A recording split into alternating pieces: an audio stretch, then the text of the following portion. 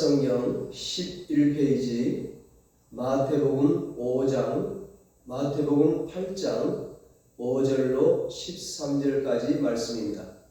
마태복음 8장 5절로 13절까지 본문을 한번 읽고 말씀을 들으시면 감사하겠습니다.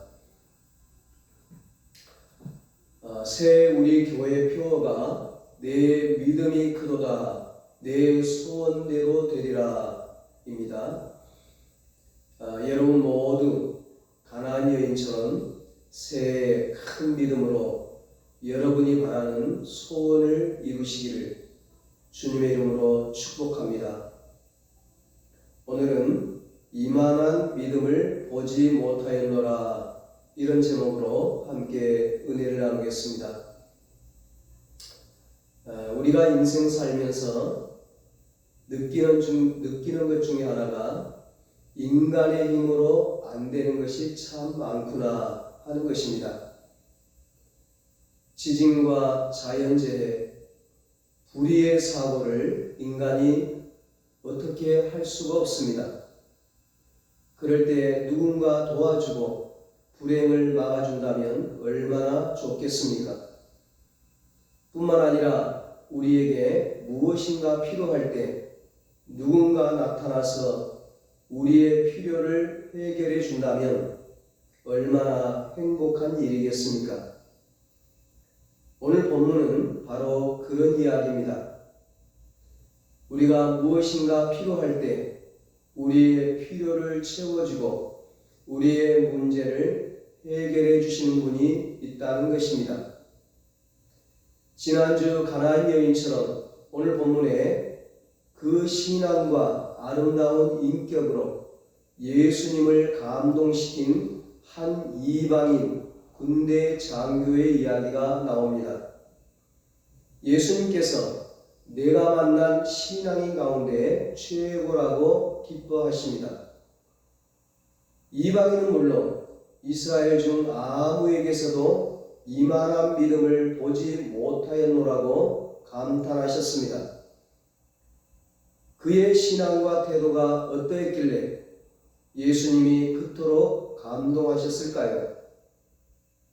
예수님께서 한 번은 가버나움에 들어가셨습니다. 그때 한 백부장이 나와 간구합니다. 주여, 내 하인이 중풍병으로 집에 누워 몹시 괴로워하나이다. 그때 예수님께서 내가 가서 고쳐주리라 말씀합니다. 이 말은 내가 가서 고쳐줄까? 날 보고 가서 고쳐달라고 그런 뜻이죠. 예수님께서 묻자 기다렸다는 듯이 백부장이 말합니다. 주여, 내 집에 들어오시는 것을 감당할 수가 없습니다. 다만 말씀만 하여 고쳐주십시오. 권세 있는 예수님께서 어찌 죄인된 우리 집에 들어오겠습니까? 유대인인 당신께서 어떻게 이방인인 우리 집에 오시겠습니까? 괜히 구설수에 올라서 사람들에게 오해를 받고 주님에게 불편을 드릴까 제가 조심스럽습니다. 예수님의 말씀에 대한 무한한 신뢰를 보내는 것을 볼 수 있습니다. 그러자 10절에 예수님께서 대단히 놀랍게 여기시며 내가 이스라엘 중 아무에게서도 이만한 믿음을 보지 못하였다고 감격해 하십니다. 그리고 13절에 다시 말씀하십니다. 가라, 내 믿은 대로 될지어다. 그랬더니 말씀하신 바로 그때 집에 누워있던 하인이 즉시 나아버린 것입니다. 여기까지가 본문의 대략적인 내용입니다. 오늘 본문에 보면 아주 중요한 한 단어가 나옵니다. 예수님이 하신 말씀 가운데 이만한 이만한 믿음이라고 하는 단어입니다. 이만한 믿음은 최상급의 믿음, 최상급의 신앙을 말합니다. 믿음의 크기가 다르다는 것입니다. 믿음의 질이 다르다는 것입니다. 백부장의 믿음은 예수님을 놀라게 하는 믿음이었습니다. 예수님을 감동시키는 믿음이었습니다.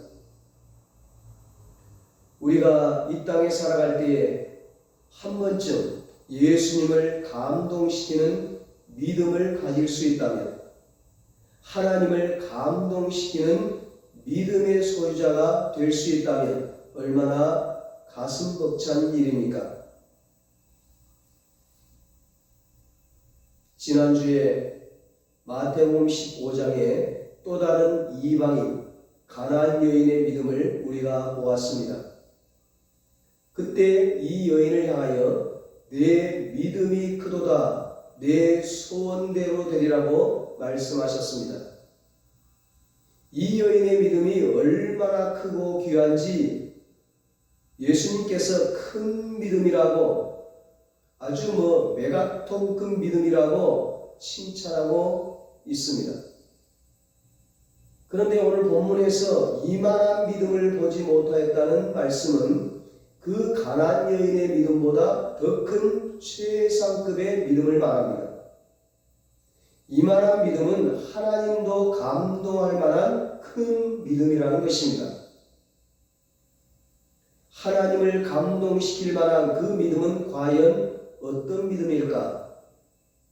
본문이 말하는 이만한 믿음이 무엇일까요?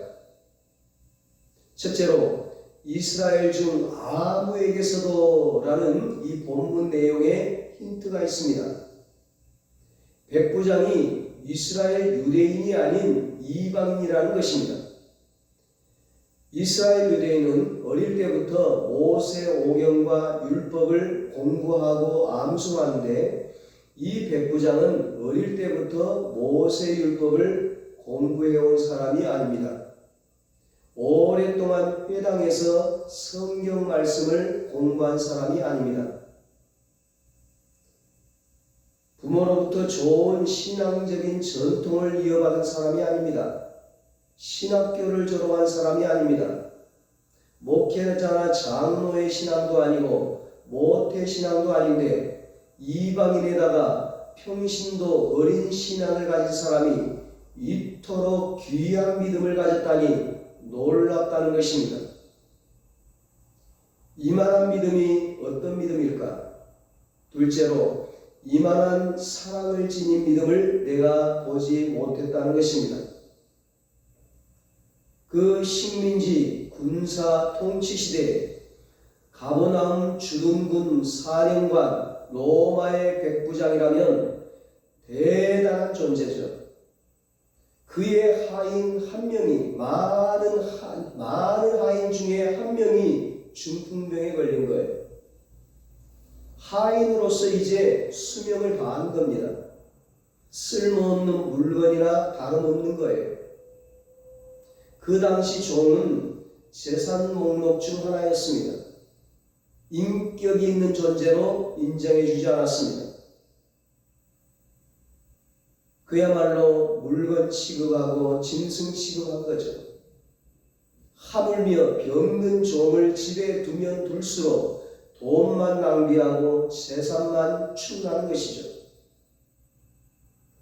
최고의 관심을 보인다 해도 이 로마의 이방인 이 백부장이 최고의 관심을 보인다 해도 부관을 시켜서 예수라는 사람을 한번 만나도록 해봐라. 뭐라고 하면 내가 보냈다고 그래라. 내가 이 가버나움 주둔군 사령관 백부장이라고 그래. 부하에게 명함 한 장 들려보내서 얼마든지 얘기를 전할 수 있어요. 그러나 백부장은 직접 예수님을 찾아옵니다. 예수님에 대한 존경과 예의, 경의, 신뢰, 믿음, 신앙의 아름다운 자세가 여기서 드러나고 있는 것입니다. 존경해야 될 사람을 존경할 수 있는 것, 당연한 것 같은데 쉽지 않습니다. 그러한 인격은 얼마나 놀라운 인격인지 모릅니다. 더욱이 종을 사랑하는 윗사람의 인격으로서 백부장의 인격은 매우 놀랍습니다. 성경에 보면 당시에 자기 종을 가리켜 노예로 표현하기도 하고 때로는 아들로 표현하기도 했습니다. 아들로 표현하는 것은 종을 가족처럼 아낄 때 표현하는 것입니다. 애굽의 종으로 노예로 팔려온 요셉을 보디발이 자기 집에 가정총무로 삼은 것을 보면 보디발이 요셉을 그렇게 대했을 것 같아요. 오늘 본문에서도 헬라어 원문에 보면 백부장이 자기 종을 노예라 하지 않고 아들이라고 말합니다. 종을 아들처럼 사랑하고 아끼는 주인의 따뜻한 마음이 담겨져 있는 것입니다. 이런 백부장을 보고 예수님께서는 귀하게 여기시는 것입니다. 아무런 가치 없는 종을 대할 때 아들처럼, 불쌍한 자식처럼, 병들어 죽어가는 아들처럼 안타까움을 가지고 대하는 이 백부장의 믿음을 보고 이만한 사랑을 지닌 믿음을 내가 본 적이 없다고 감동하십니다. 이만한 사랑을 지닌 믿음을 내가 이스라엘 중에서 본 바가 없다는 얘기입니다. 아름다운 신앙의 인격은 위를 향한 존경과 아래를 향한 존중, 이것이 멋진 인격입니다. 이만한 믿음이란 게 또 어떤 믿음일까요? 셋째로 이만한 겸손을 지닌 믿음을 내가 본 적이 없다는 것입니다. 백부장은 예수님을 어떤 선생 정도로 이해하지 않았습니다. 말 잘하는 어떤 종교 지도자나 병 고치는 의사 정도로 이해하지 않았습니다. 백부장은 예수님을 주여, 즉 주님으로 고백합니다. 지난주 가나안 여인도 자신을 멸시하는 예수님을 주님이라고 고백했죠. 백부장은 예수님을 주여, 즉 주님으로 주여라고 고백하면서 주님이 우리 집에 오는 것을 감당할 수 없다고 겸손한 태도를 보입니다.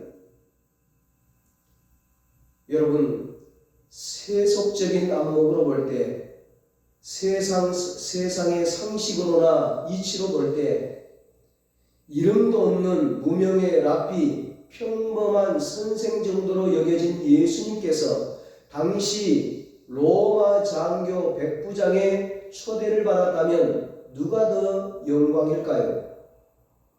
세상 사람들의 눈으로 보면 백부장의 집에 예수님이 들어가서 함께 교제를 나누는 것이 예수님께 영광이라는 것이죠.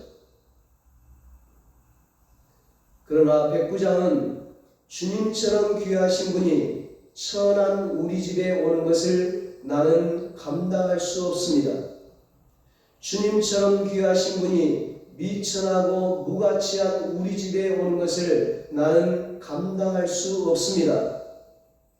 주님 같은 분이 이방인인 더러운 우리 집에 오는 것을 나는 감당할 수 없습니다. 예수님께서 이만큼 겸손한 믿음을 내가 본 적이 없다고 말씀합니다. 백부장의 겸손한 인격이 예수님을 감동시켰습니다. 인격 중에 가장 아름다운 인격은 겸손한 인격입니다. 겸손한 인격을 보면 고개가 저절로 숙여지죠. 예수님을 감동시키는 인격에 믿음까지 더해졌으니까 이만한 겸손을 지닌 믿음을 내가 본 적이 없다는 것입니다. 누가 보아도 예수님을 모실 만한 자격이 있는 사람입니다. 그러나 백부장은 예수님에 대한 경외감 때문에 나는 부족합니다.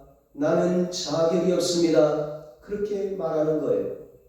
바로 이 마음과 자세가 예수님을 감동시키는 인격이죠. 부부간에도 나만 손해보았다고 생각하면 행복이 깨져요. 늘 싸움과 갈등이 있습니다. 그러나 내가 복이 많아 이런 아내를 얻었지. 나보다 남편이 더 낫다. 내게는 과분한 사람이다. 이렇게 생각하는 것이 겸손입니다. 그래야 가정이 행복합니다. 교회에서도 하나님께서 부족한 나를 귀히 여기셔서 과분한 직분을 주셨지 감사하며 사는 것이 겸손입니다. 교회에 충성하지 못했고 은혜도 갚지 못하고 살았는데 늘 과한 인정을 받고 산다고 생각하는 것이 겸손한 인격입니다. 늘 손해보는 것 같고 늘 빼앗기는 것 같고 좀 더 인정해 주기를 기대하는 것, 항상 섭섭하고 불평스러운 것이 교만입니다. 예수님과 교회를 아프게 하는 인격입니다. 멕시코의 어느 원주민의 방언에는 신앙, 순종, 겸손이라는 단어가 구분되어 있지 않다고 합니다. 선교사들이 처음에는 미개한 언어라서 그런가 보다 생각을 했습니다. 그러나 그들과 함께 지내면 지낼수록 선교사들이 오히려 크게 깨닫는 것이 있었습니다. 믿는다는 것은 곧 하나님께 순종하는 것이다. 믿는다는 것은 곧 겸손한 것이다. 하나님께 순종하는 일은 겸손한 사람만이 할 수 있는 일이다. 그래서 믿음, 순종, 겸손이 구분되지 않고 같이 사용한다는 것입니다. 백부장의 이런 겸손한 신앙이 예수님을 감동시켰습니다. 이만한 믿음을 본 적이 없다는 것이 무엇일까요? 마지막으로 말씀의 능력을 믿는 이만한 믿음을 본 적이 없다는 것입니다. 8절에 다만 말씀으로만 하옵소서, 이 원문의 뜻은 단지 한 말씀만 하옵소서 이렇게 되어 있습니다. 여러 말씀을 하실 것도 없고 길게 말씀하실 것도 없습니다. 주님의 말씀은 능력 자체이니만큼 단지 한 말씀만 하옵소서, 오직 한마디 말씀으로 끝장내 주십시오. 이런 뜻입니다. 천지를 창조한 그 입으로 왕의 권위를 가진 그 말씀으로 입을 열어 한마디만 하십시오. 오직 한마디 말씀만 하십시오. 그러면 죽어가는 중풍병 우리 하인이 낫겠나이다. 이 말입니다. 이 말씀은 거의를 초월하여 역사하실 수 있다는 믿음의 표현입니다. 주님께서 멀리서도 말씀만 하시면 낫는다는 믿음이지요. 주님도 처음 보는 믿음이라고 감동하십니다. 주님께서 직접 찾아와 손으로 어루만져 고치실 수도 있지만 주님은 거리나 환경에 매이지 아니하시고 이곳에서 한 말씀만 하시면 그곳에서 낫겠나이다. 얼마나 멋진 믿음입니까? 그 당시 중풍병은 불치병입니다. 요즘도 중풍병은 상당히 난치병이죠. 2000년이 지난 지금 의학이 발달한 이 시대에도 중풍병은 의학이 잘 못 고칩니다. 난치병이에요.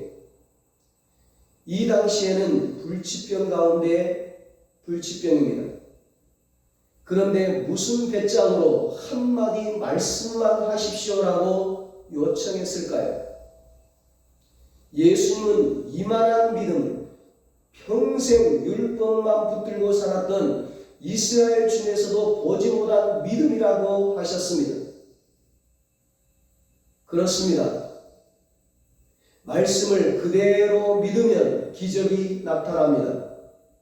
신구약 66권을 믿어야 기적이 일어나는 것이 아니고 한 말씀만 붙들고 그 말씀을 그대로 믿으면 기적이 나타납니다. 창세기 1장 1절만 믿으면 기적이 나타납니다. 그러면 못 믿을 게 하나도 없습니다. 내 인생에 문제될 것이 하나도 없습니다. 태초에 하나님이 천지를 창조하시니라 그러면 끝나는 것입니다. 신구약 66권 다 믿어야 기적이 나타나는 게 아닙니다. 한 말씀만 오직 한 말씀만 하시옵소서.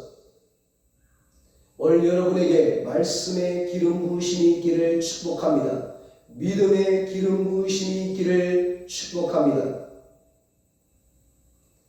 오늘 말씀의 결론이 13절에 나옵니다. 예수께서 백부장에게 이르시되 가라 내 믿음대로 될지어다 하시니 그 즉시 하인이 나으니라. 아멘. 지난주 가나안 여인에게도 내 믿음이 크도다 내 소원되리라고 말씀하셨죠. 그런데 오늘 예수님의 말씀을 보면 그런 나의 믿음이, 우리의 믿음이, 저와 여러분의 믿음이 놀라운 능력이 있다는 겁니다. 엄청난 힘이 있다는 거예요. 놀라운 영향력을 끼친다는 것입니다. 여러분, 중풍병이 걸린 하인이 나와 기도한 것이 아닙니다. 하인 자신의 믿음이 대단했던 것도 아닙니다. 그의 주인 백부장의 믿음이 기적을 가져온 것입니다. 백부장의 믿음이 하나님을 감동시켰던 것입니다. 오늘 여러분의 믿음이 멀리 있는 여러분 가족에게 기적을 가져옵니다. 여러분의 믿음이 직장에 있는 여러분 남편에게 기적을 가져옵니다. 여러분이 믿음으로 기도할 때 학교에서 공부하고 있는 여러분 자녀에게 기적이 일어납니다. 예수님께서 기도의 능력을 이토록 순수하게 믿는 이만한 믿음은 내가 보지 못했다고 기뻐하십니다. 이스라엘 중에서도 내가 이런 믿음을 본 적이 없다 감격해 하십니다. 오늘 본문을 읽어보면 가슴이 훈훈해집니다. 예수님이 이렇게 기뻐하시는 모습을 보니까 저도 좋습니다. 새해 여러분들도 예수님을 감동시키는 믿음을 얻기 바랍니다. 내 믿음이 예수님을 감동시키면 예수님이 여러분을 감격시킬 것입니다. 우리를 향한 주님의 음성이 저만한 믿음을 내가 볼 수 있다니 행복이로다. 저런 순수한 믿음을 보았다니 행복이로다. 저런 사랑의 믿음을 보다니 감동이로다. 저런 겸손한 믿음을 보다니 감격이로다. 내 믿음을 보고 하나님이 감탄할 수 있기를 바랍니다. 하나님께서 여러분을 감동시키고 여러분을 깜짝 놀라게 해 주실 것입니다. 올 한 해 저와 여러분의 믿음이 하나님을 감동시키는 믿음이 되어서 우리의 삶이 매일매일 감격하는 삶이 되기를 예수님의 이름으로 축원합니다. 기도하겠습니다. 하나님 아버지, 이방인 백부장처럼 새해 우리의 믿음이 하나님께 칭찬받는 믿음이 되게 하여 주시옵소서. 하나님을 기쁘시게 하는 믿음이 되게 하여 주시옵소서. 하나님을 감동시키는 믿음이 되게 하여 주시옵소서. 이만한 사랑을 가진 믿음을 보지 못하였노라고, 이만한 겸손을 가진 믿음을 보지 못하였노라고, 말씀의 능력을 믿는 이만한 믿음을 보지 못하였노라고 하나님이 감탄하는 믿음의 사람들이 되게 하여 주시옵소서. 그래서 하나님이 우리를 감동시키고 깜짝 놀라게 해주심으로 우리의 삶이 매일매일 감격하는 삶이 되게 하여 주시옵소서. 이제는 우리 주 예수 그리스도의 무한하신 은혜와 하나님 아버지의 사랑하심과 성령님의 위로하시고 교통하시고 영원토록 함께 하시는 은혜가 하나님을 감동시키는 믿음으로 매일매일 감격의 삶을 살기로 다짐하는 사랑하는 모든 성도들과 저들의 가정과 자녀들과 사업과 직장 위에 이 나라 이 민족 위에 이제로부터 영원토록 함께 있을지어다. 아멘.